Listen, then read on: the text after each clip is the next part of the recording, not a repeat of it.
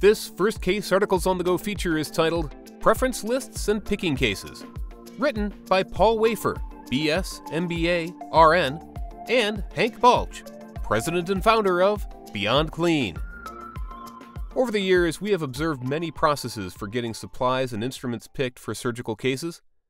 No matter what process is used, there are certain things that are imperative for providing surgeons with the supplies that they normally use on their scheduled case. A complete and current physician preference list is essential to this consistency. While most operating rooms have computerized these lists, this automation has led to some challenges in keeping them updated. I could write pages on the wrong ways we have seen these lists updated, but instead, we'll just focus on the best and simplest way to keep these lists in tip-top shape. 1. The process should be standardized in a written policy. 2. The change should be initiated by the surgeon, either during a case or in discussion prior to or after a case. 3. The change should be validated and approved by the specialty coordinator or change nurse. 4.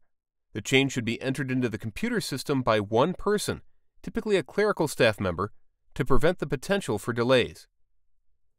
5. The entire process should take from 1 to 3 days. All too frequently, we have seen preference lists piled up in a file or bin because patient care staff are too busy to enter the information into the system. The described process reduces surgeon frustration with delays in making changes.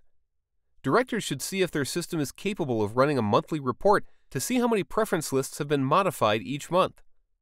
By monitoring this report, the director can see if the volume slows down and thus determine if there is a problem. Importantly, these process changes bring up a number of potential challenges as well. First and foremost, OR and sterile processing staff must come to terms with the fact that they cannot simply pick cases from memory anymore. Due to the potential rate of change of preference lists, a number of important items, fresh on the mind of the physician who requested the update, can be missed if the sheets are not closely reviewed by the perioperative staff. This will require attention to detail. There's no way around it. Additionally, if the preference list update is a reusable surgical instrument or medical device, inventory values need to be taken into consideration.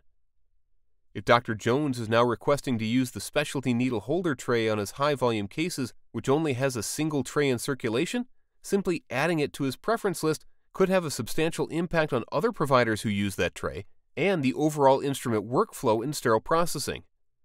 If in doubt, it's always worth a call to double-check. A final point for consideration is the importance of clean, consistent preference list data that flows both ways between the operating room and sterile processing. A simple way to say this is, do the items in your preference list library actually exist in your inventory, or are they duplicates, misspelled, or otherwise erroneous? The impact of this is straightforward.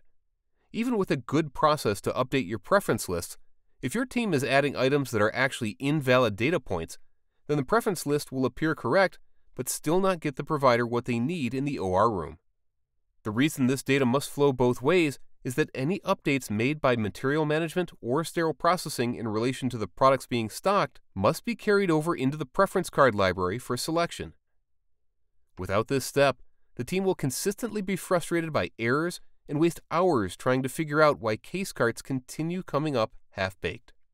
So yes, the best way to solve your preference list and case-picking woes is to hardwire a simple process into your workflow and then commit to follow it.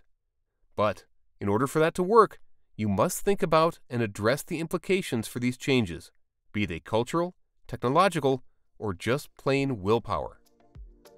We hope this short article gets you inspired to tackle that preference list project today. As always, thanks for listening to this episode of First Case Articles on the Go.